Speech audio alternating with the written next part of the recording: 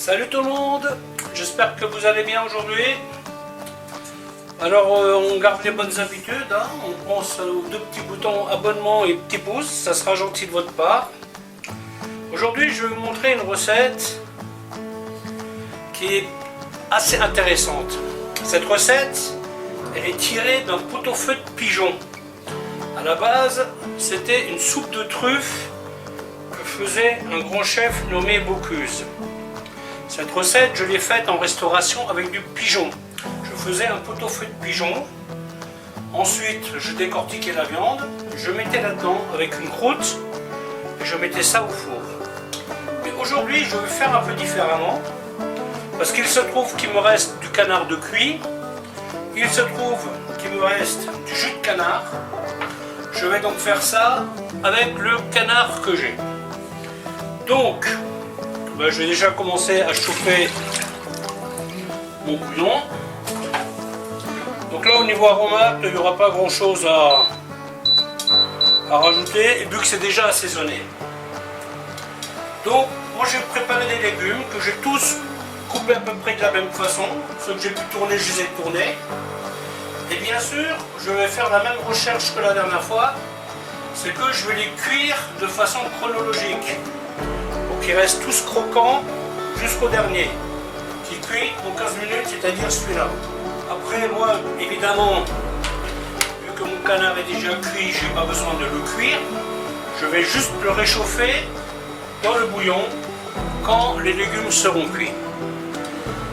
Alors vous, si vous voulez faire la même chose à la maison, ce que vous faites, prenez un bouillon de volaille, enfin de l'eau bouillon de volaille, et vous coupez, alors vous n'êtes pas obligé de les tourner, hein, mais vous coupez les légumes de votre choix. Vous voyez, par exemple, là j'ai des carottes, j'ai du poireau, j'ai un peu de courgettes, du verre d'oignon, j'ai du chou rave et du navet. Donc tous ces légumes-là, ils vont me faire un bon bouillon aromatisé, donc canard et légumes. Vous, ce que vous ferez, vous ferez ce bouillon et vous y mettrez ce que vous voulez dedans. Si vous voulez faire au pigeon, vous mettez votre pigeon là-dedans. Votre pigeon cuira à peu près en 30 minutes. Vous pouvez le faire avec des cailles, vous pouvez le faire avec pas mal d'autres choses. Ça, c'est vous qui voyez. Une fois que le pigeon sera cuit, évidemment, il faudra le décortiquer. Hein. Vous récupérez la chair et vous mettez les os à côté. Hein. Et ensuite, vous pourrez le servir ou alors vous le servez dans une soupière. Mais là-dedans, c'est plutôt sympa. Alors moi, je vais faire là-dedans. Ça, normalement, ça tient bien. Et vu que j'en ai pas mal, je vais faire un troisième là-dedans. Mais là-dedans, je ne suis pas du tout sûr que ça va fonctionner. Mais on va essayer, il n'y a rien à perdre. Et bien sûr, il vous faut de la pâte feuilletée et de la dorure. Ben voilà, je vais vous expliquer tout ça. A tout de suite.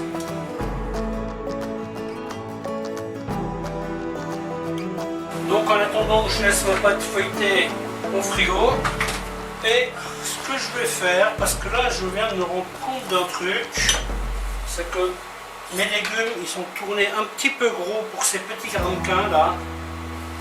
Donc j'ai tout simplement les coupé en deux. Parce que l'idée c'est quand même de réussir à mettre un peu de tout dans les soupières. Voilà, je vais tout mettre, à part les courgettes. Alors jusque là c'est plutôt facile, hein. Vous, si vous faites la recette de base, vous y mettez votre pigeon, démarrage à eau froide. Hein. Le pigeon sera cuit avant les légumes, à moins de les couper tout petits. Ce que vous pouvez faire aussi. Mais la recette en elle-même, elle est assez simple. La petite complication, elle arrive par la suite. Hein, parce qu'évidemment, il y a une complication. Ça aurait été trop simple qu'il n'y ait pas de complication. Donc moi, je vais laisser cuire tout ça une vingtaine de minutes. Et je vous capte plus tard.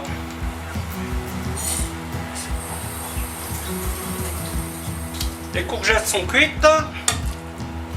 On y met le canard. Et là, je vais laisser tirer légèrement. Voilà, tranquillement comme ça. Et donc j'attends que mon four soit chaud pour passer à la suite. Donc là, nous arrivons à la partie un petit peu plus compliquée. C'est-à-dire, on va mettre le couvercle sur les bols. Donc déjà je vais étaler ma pâte. Idéalement je devrais avoir 2 comme ça et un ovale pour ma petite terrine. Bon, au pire j'ai encore de la pâte au frigo. Donc là la pâte, faites attention à ne pas la faire trop fine, hein. 2-3 mm, pas moins. Sinon vous risquez d'avoir des surprises. Parce que là on va la mettre au four. Hein. Ouais, moi je pensais que ça me suffirait, mais ouais. Est-ce que j'arrive à faire 2 ronds? Parce que ça, une fois que vous l'avez fait, vous ne pouvez pas le laisser traîner. Hein. Ensuite, on va remplir le bol. Donc bien entendu, on fait attention à ne pas en mettre partout. Hein. Et on ne remplit pas à ras-bord. Donc le four, je l'ai mis à 200 degrés. Et je pense laisser ça une vingtaine de minutes. Hein. Après, là je l'ai fait par série, là, parce que une fois que le premier est fait, il va être assez rapide. Hein. Surtout, cherchez pas à faire de la pâte fine, là. Hein. C'est bien de la dorure. Et ensuite, hop.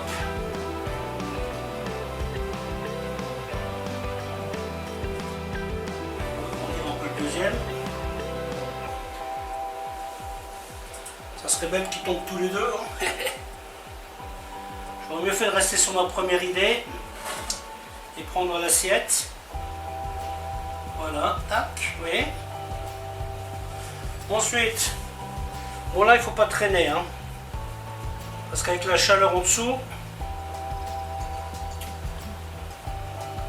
bon si votre pâte est bien, ça va, mais le risque existe, hein, que ça tombe dans la soupe. Hein.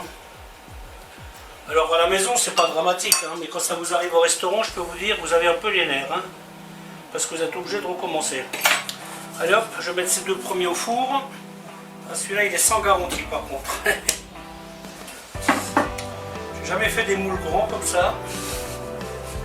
Je suis pas du tout sûr que ça va fonctionner. Mais bon, on le saura toujours assez tôt. Hein.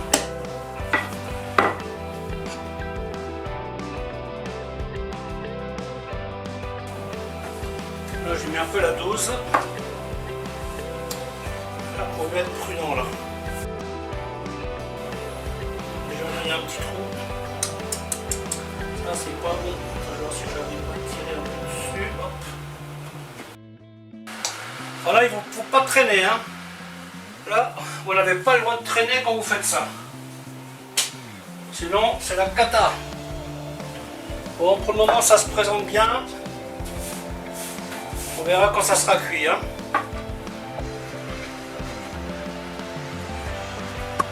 Voilà, voilà. Donc, je vais vous faire un petit débrief. Comme vous l'avez constaté, l'emporte-pièce que j'ai utilisé était un peu short. Idéalement, quand vous étalez votre pâte, vous devez avoir au moins 1 cm tout autour. Donc déjà, vous voyez, là, ça se voit, j'ai été obligé de rafistoler un peu. Bon, tant bien que mal, le résultat est pas si mal. La pâte, faites bien attention, la pâte, quand même, au moins 3 mm. Ça sera beaucoup mieux. Vous aurez moins de risques que ça casse. Et normalement, vous êtes censé pouvoir faire une petite déco sur le dessus. Là, vous voyez, si j'appuie un peu trop, pouf, ça s'enfonce, ça casse. Qu'est-ce que je peux vous dire encore? Quand vous commencez à travailler la pâte, pensez à avoir votre four chaud. Vous le faites, vous mettez au four instantanément. Parce que si vous le laissez là, la vapeur de votre liquide, eh ben, elle va détremper la pâte et la pâte elle va tomber. Voilà, je pense que je vous ai tout dit. Le grand format, du coup, il est arrivé ce que je pensais qu'il arriverait. C'est que la pâte a abandonné un peu. Alors c'est pas catastrophique, mais ça aurait pu être mieux. Je pense que si j'avais eu 3 mm d'épaisseur et peut-être même 1-2 cm de pâte pour mettre tout autour, ça aurait peut-être pu tenir un peu mieux. Donc voilà, et donc ça pour manger, c'est simple, hein. Vous prenez un couteau et vous ouvrez. Normalement vous avez une petite assiette à côté. Voilà, hop, La pâte est délicieuse. Elle est imbibée par le fumé. Et donc vous pouvez manger ça comme ça. Voilà, voilà. En espérant que cette recette vous a plu. À bientôt pour une autre aventure.